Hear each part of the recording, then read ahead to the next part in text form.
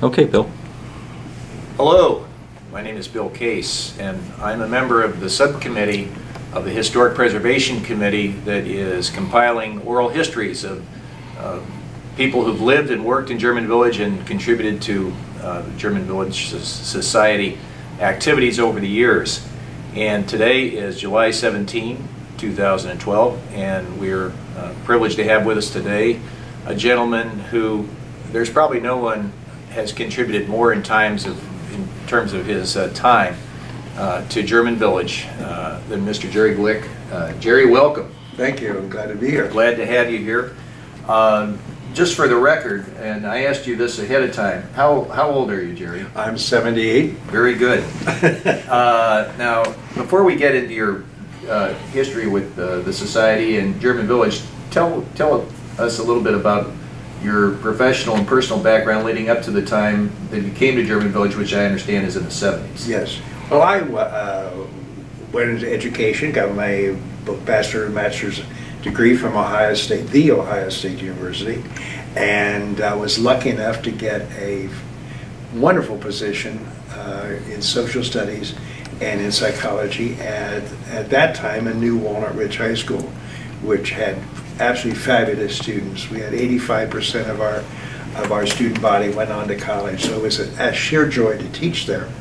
And then I also helped at Ohio State with student teachers in teacher education, classroom management before they went to student teaching, and am now at the university for 6 months of the year in the Department of Undergraduate Admissions, helping to choose the freshman class every year, so that's really fun.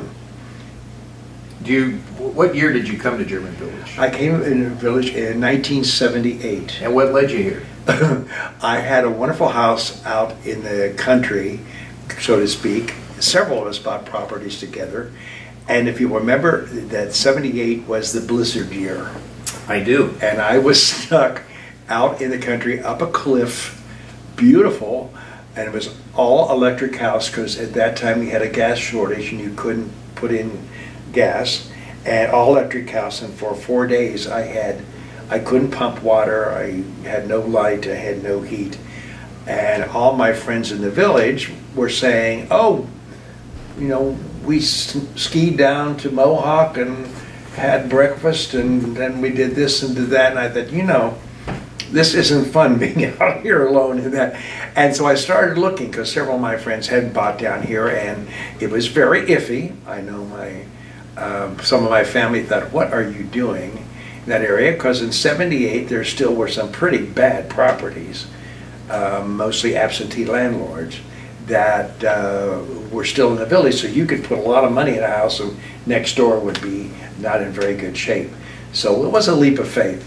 But where did you live first? The first house I had was on Mohawk Street, right between Sycamore and Frankfurt, right down, well, actually third from north of the mayor, Greg Lashetka, and redid that house, and then I have done 4 houses since then, at Glutton for Punishment, but well, that's how German Village got going, was 1 house at a time, and you've done 4 of them. yes, I know, I overdid it, I think. Now, my understanding is you got active in village affairs and society affairs right from the get-go. Well, it's really funny because I met the Keenses, and Shirley at that time was the office staff, one and only. And she says, oh, you've got to become involved, and why don't you lead tours and everything else? And so that's where I became involved. Interesting enough, she said, oh, I think you'll be okay to join the society. And I said, what do you mean okay? She says, well, she says, you know, every person who applies to be a member has to be voted on. I said, you're kidding. You could be blackballed? Oh, they passed the thing around with black balls. And if there was a black ball in there, sorry, you did not get to become, so it was a very exclusive group of 200 people. Of course, that did change. Now, were Fred Wooldridge and Howard Burns involved? No, at that they time? weren't. They came just 2 years before I did, 76, I think, and I came in 78. He wasn't. They weren't yet to the power. I mean, they were fun, they were active, and so forth. But this was from the get-go. Frank Fetch only wanted people on there that he wanted on there. And so that's how it happened. You managed to survive the voting Apparently, process. apparently they didn't know enough about me. The black balls didn't fly. So what activities did you get in right away? Oh dear, you know how they latch on to you in the village, and that's why we love it. But I was chair of the House and Garden Tour, and then Terry Dickey and I did the first 4 pre-tours, chairpersons. Tell us how let's talk about House and Garden for a moment. Now, what was it like back when you started in the 70s as compared to now? Well, the quality of the house has improved every year, let's face it. I mean, we now have, Architectural Digest houses of large and small size. And at that time, they were just happy someone was coming in, investing money and improving a house and a property that was not in good shape. And so some of the houses that were on tour then will probably not be selected today.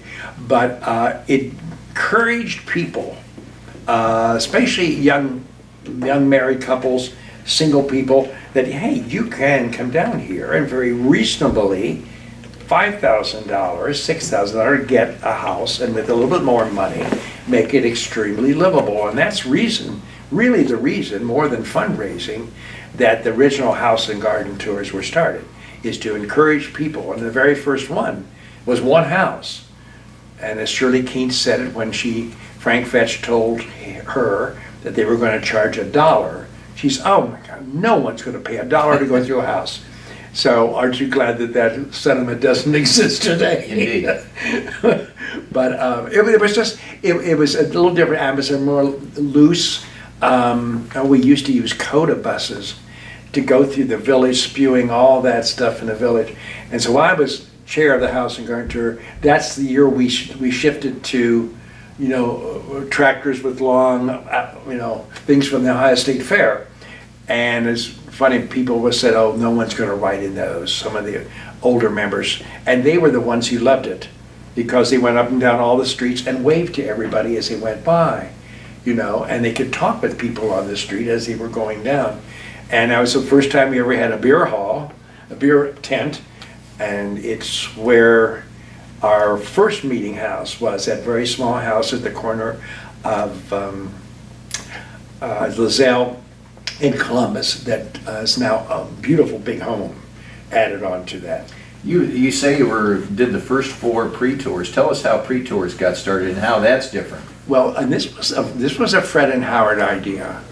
They said, well, a lot of museums have pre-openings and charge extra for it.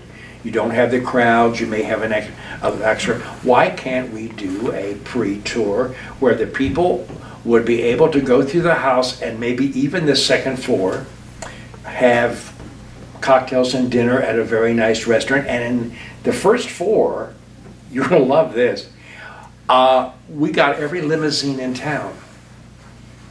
We had these limousines lined up and taking people from house to house, so it was only 6 or 8 at a time in limos. Well, then we would have dinner at a restaurant. We've had it at Lindy's, Hankey's, we had it catered at one place, and then I think Catherine Moore came up with the idea, why don't we have them in homes? Have individual people host.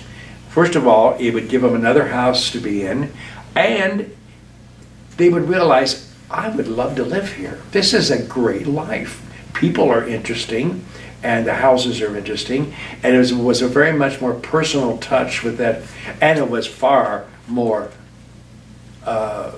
money raised that way, because we did not have to pay the restaurant and the caterer and the limousines. When you started, when we were off camera, you mentioned in the 70s, no director, a much smaller meeting house, a tiny budget. Well, tell us about that. The little Oktoberfest house down here, as you know, is a story and a half single, and that was our office. And it was a one-person office, Shirley Keene's, and if you had 3 visitors in there, it was crowded. And when we had a tour, the bus would stop in front of there, and we would go over to the meeting house that I just talked about on LaSalle Street, and we had a very complicated 3-camera production of slides with a separate recorder that all had to work together. Oh, I cannot tell you the number of times that disasters occurred. One didn't work, one was off.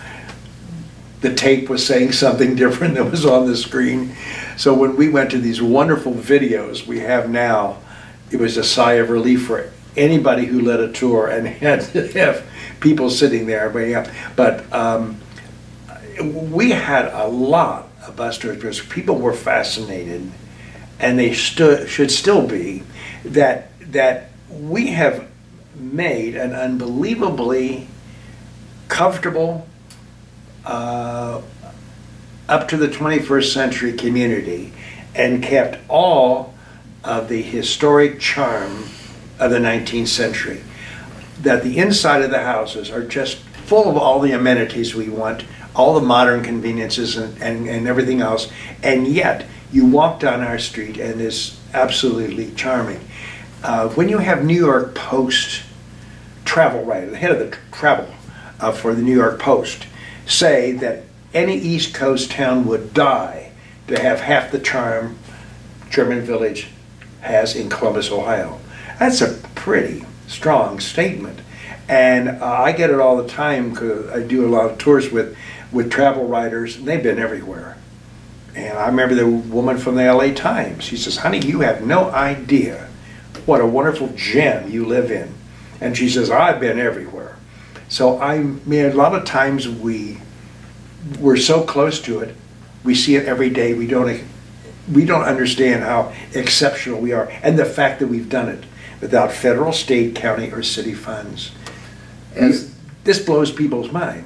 As the society grew, I'm sure there were some controversies along the way with everything from buying the big new meeting house and hiring the director. Tell us about any of that. You know, the problem is the strength of any organization to me is that out of discussion and debate and alternate solutions usually comes a really good solution. And I think many of our great decisions have been debated. You know, when we were going to get this meeting house, people said, "Why in the world, Jerry, would you buy that huge building? We don't need it, we'll never use it. And now we can't find room enough for all the meetings we have in it." So I think that's kind of funny. And that we purchased that and borrowed from our own endowment, paid back interest, so we really didn't have any bank loans, so it was an extremely good move on our part. But we had controversy about, you know, letting everybody in. You know, some people still thought it should be restricted to those appropriate, you know, and I said, you can't be a 501c3, a community organization, and restrict people who live in the community, period. You know, now, to some that was a strange position to take, but I didn't see how, you know, possible in a democracy we could go any other way. Going back, Frank Fetch was still around when you joined, and you got to know him. Tell us about him. He, in the last few years, he was kind of, I think, felt he was not in good health and was kind of estranged from the community here. So we didn't see a lot of Frank Fetch. But I think the one thing I remember most is the year I was head of the House and Garden Tour is the first year of the Frank Fetch Award. And the first award went to Frank Fetch. And I remember presenting that to him, and someone said, "Jerry, that's the only time I've seen that man cry." So it's kind of a neat memory of that. It's a poignant moment. Then he died a little bit later after that, was not well. But if it weren't for Frank Fetch, we would not have German Village. Now, did he rule democratically? No. It was either Frank's way or no way. And there were no such things as terms for anybody that he liked or disliked. So, I mean, I guess you have to, maybe it took that kind of personality. You said to me that the composition of the board and how it was structured evolved over time after Frank. Well, we Well, at a time when I first joined the board, there were no committees meeting. And I said, there are committees in our bylaws. Why aren't they meeting? I don't know. Well, they discussed everything at board meetings. And the board meetings went on for 2 hours. And then they hadn't time to gather information to make a wise decision, so would wait for the next board meeting. So I think Sharon Steele, who was vice president when I was president, was working for DeVry, and she had a community organization degree or something like that, and she got all of her interns here, and they studied every single successful community organization like ours across the country, coast to coast. I don't forget how many, she got 20-some maybe, and found out the ones that were really successful, they first of all had very active committees that would then report to the board and said, we just did a study of bricks and such, and we found out this is true and it's going to cost this, now what do we want to do? Rather than try to have that done in a regular board meeting, which is impossible. And also, she said, she found out that every successful board had a majority of the people on the board were elected.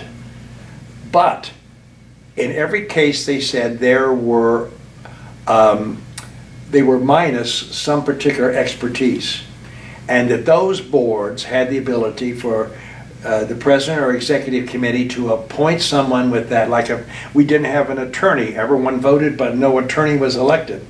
Well, then that board would be able to go out for a 2-year term.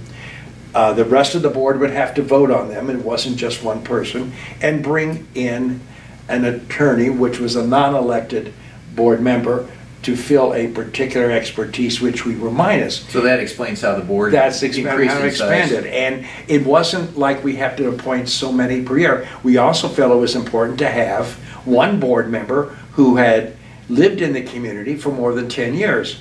And that gives you a kind of historical basis. You know, well, how did we do that? Why did we do this? Well, that person might know. Well, I remember that. And there's a reason. If you don't have that, it's very, very difficult, because you understand how did this happen? And if you have someone, and this is what Bill Curlis fills in the present board, he has a great knowledge of that, and as a result can give you that explanation that you need. Like, oh, okay, now that makes sense. Jerry, we mentioned Frank Fetch, and I know one of the great joys of your involvement down here has been your work with Frank Fetch Park and Parks and Public Spaces. Tell us about that.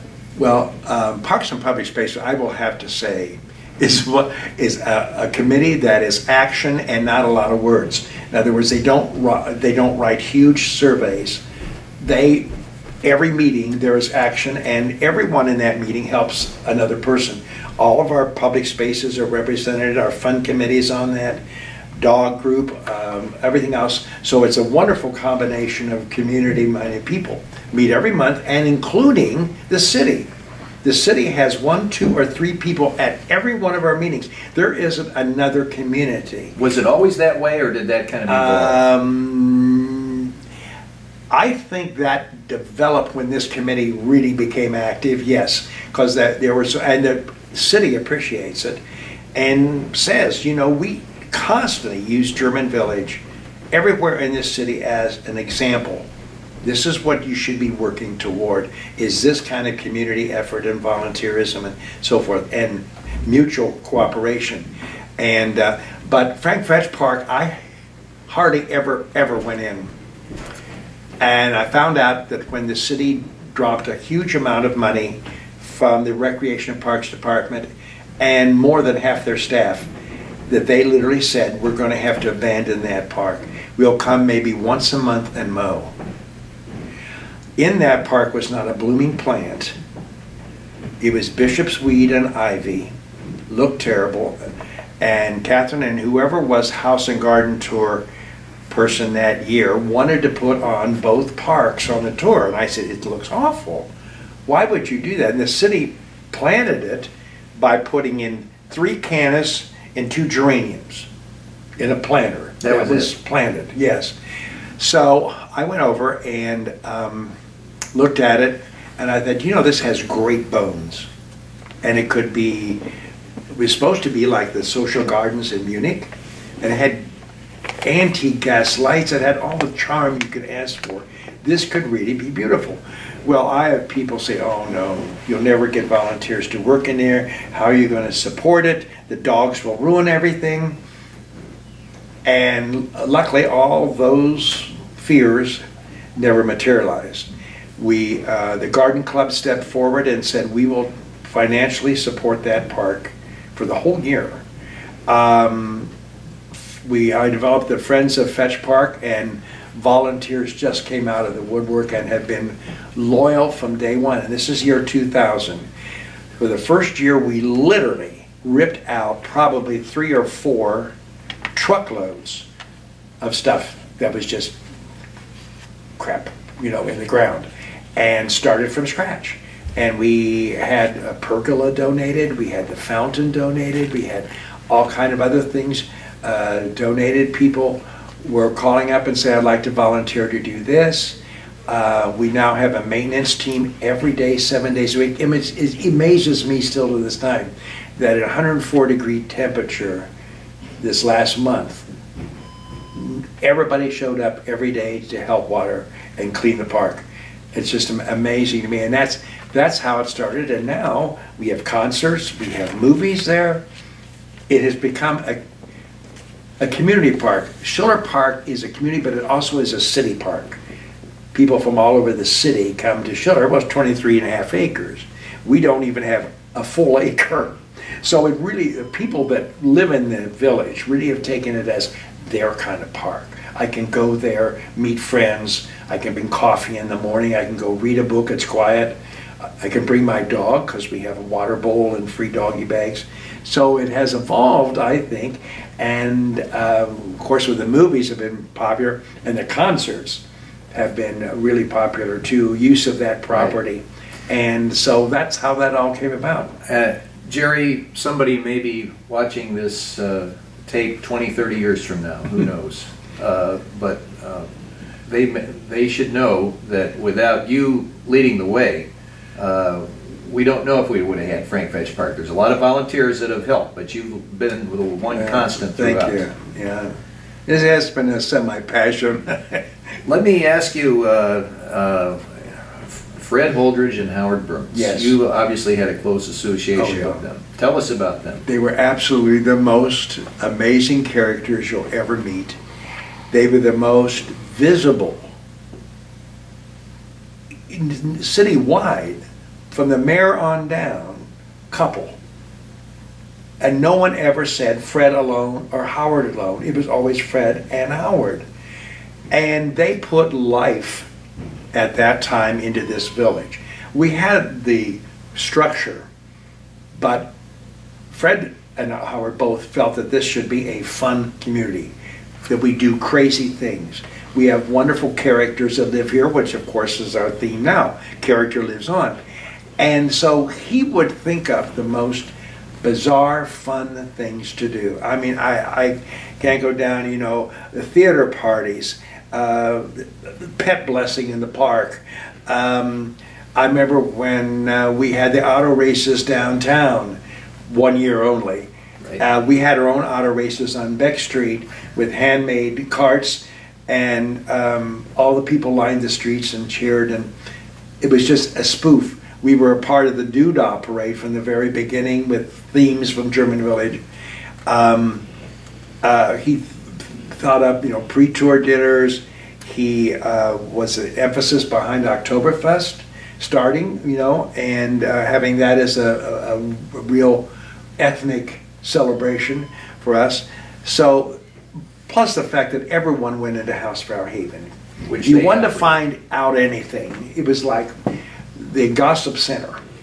Well, they could also use those spoofs to make political points with public officials. They were two very powerful people. First of all, they had a radio show, and they had a permanent column in the paper.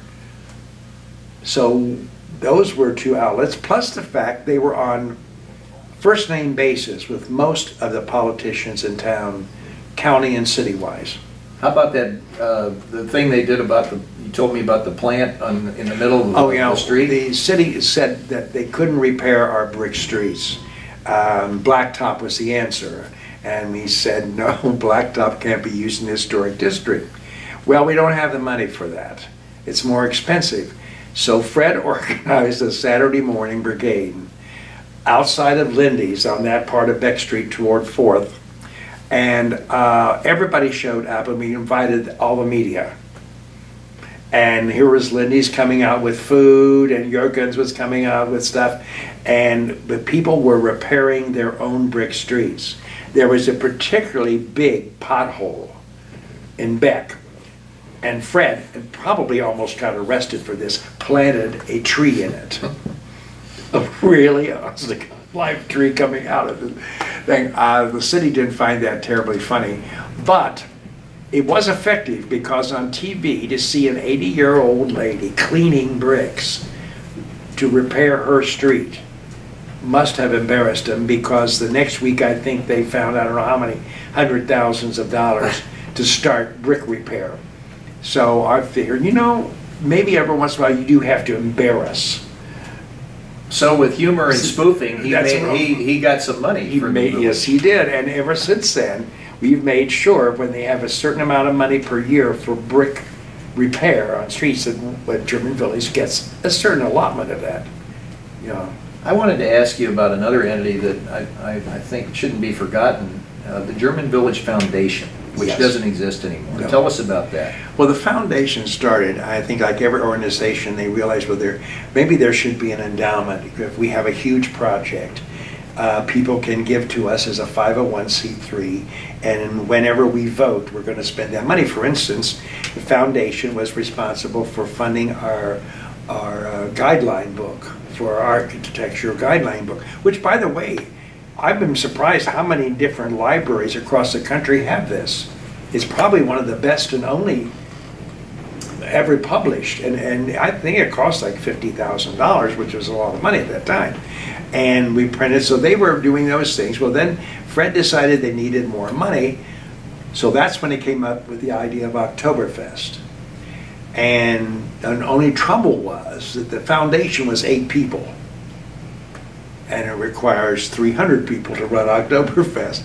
So he came to the society and said, you know, would you help? Now, of course, remember at that time, Fred was president of the foundation, president of the board, and head of Oktoberfest. So A lot of hats. A balance of power did not occur, so to speak. Anyway, it happened, and they thought they were going to be so pleased that they raised $10,000. They made $100,000 that first year. Wow. So all of the German societies said, well, hopefully we will get some of that, since we're the broke sisters of this thing. And they said, nope, you got no money. Well, I think everyone who had volunteered to be heads of committees for Oktoberfest for the next year turned in their books and said, we're not doing it. If society gets absolutely no money for this and does all the work, no. You know, what's the good of building up a huge foundation when we're trying to buy a building, when we're trying to get a staff? We didn't have a staff of one person. And so that's when they decided that the foundation's 501c3 would be transferred to the society as a 501c3, with the foundation being worked in but no longer existing. We would have money for those kinds of things. We would have an endowment if we wanted to save.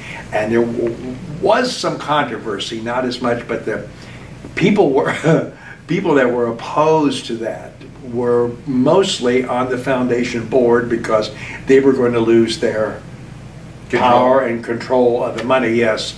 So controversy is not new to Oh, no. It's been healthy. Yeah. So, like every other activity here, I take it you were also on the ground floor of the Oktoberfest. Oh, yes. Not even knowing what we were doing. The first one was held over in the Brewery District before they ever did much, where Shadowbox Theater and all that was. None of that was done. It was just open warehouse space. And I was in charge of all entertainment and media. Well, we had 3 stages. We didn't have walkie-talkies. And when tons of thousands of people showed up to get from one stage to the other, I couldn't talk by Sunday morning, because and the media, it was a madhouse. And they were taking in money so fast, they were just throwing the dollar bills on the floor. And Mary Drudy yelled one time, "I don't know what to do with this." So it was a real awakening, because we had never had anything that successful. And so from that, we became much more sophisticated. We moved it, as you know, several times. And it was averaging, which is kind of a shame, because it was, of course, weather dictated how successful any one of those were. But it was averaging, the last 5 years before they dropped it, was averaging $89,000 a year. Well, $89,000 would be a nice gift for us yearly, average. And of course, that meant once we dropped that, we had to lose staff people. And the smoothness of the operation, everything from tours to whatever, I think suffered because of that, because we're expecting a smaller staff to do what a larger staff had accomplished. And we expected that kind of performance. This is German Village. We expect, you know, right, everything's going to run. So it has been a real strain on this staff as a result of that, because I know even Shiloh needs kind of more people to designate for particular responsibilities that one person can't possibly do. Yeah, it's just one of those things. But that was kind of the involvement of that, and Oktoberfest was, I mean, what we've had very, very funny stories and things happen that probably everyone who has participated in that, to get people to clean up. Now these people, many of them who volunteered had maids, maybe, okay, or someone do the cleaning in their house, and there they were down at Oktoberfest schlepping up old beer and cups and sweeping floors. And I thought it was funny. It was because Patty Phillips and Mary Drudy made it fun. They had a t-shirt designed every year. There was a spoof on something that happened that year. And in fact, I think she has every year that she was in charge of it. Great. So people clamored that they would. They wanted that shirt. Oh yeah, they wanted that shirt, and they were going to be on a certain duty, and they reveled in it. And so it was just unique. I remember when I was president, I had like Victorian Village and other people like that called and said, "How do you get volunteers?" And I said, "Well, why?" And he said, "Well, we can't get enough to do our house and garden tour, to guard the houses." But little things like, they said, if you put your house on tour, the Victorian Village, for instance, you as a homeowner had to go up and pick up your rugs, pick up your trash cans, and take them back. You know, we treat our homeowners with kid gloves and right.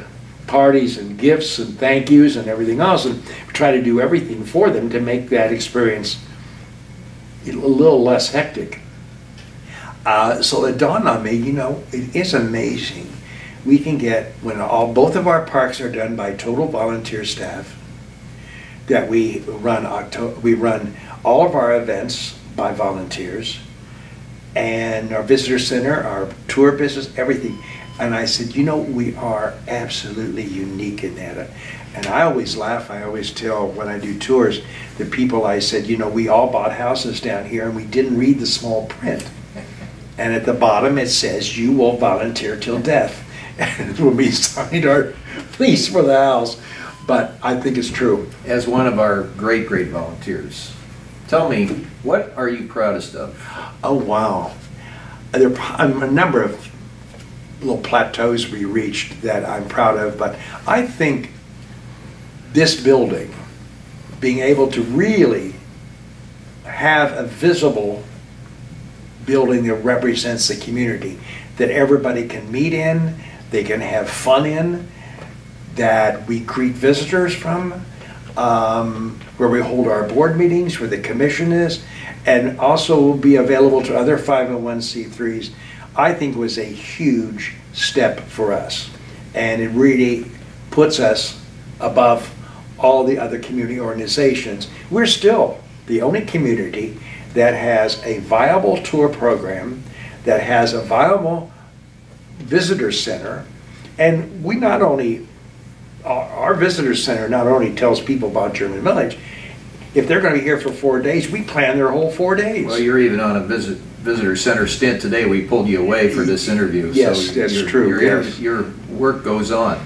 Yeah. Well, Jerry, thanks so much for giving your oral history today. Thank you to John Clark, who's another great volunteer who was our videographer today, and that concludes our interview. Thank you very much. You're welcome. All right. Okay.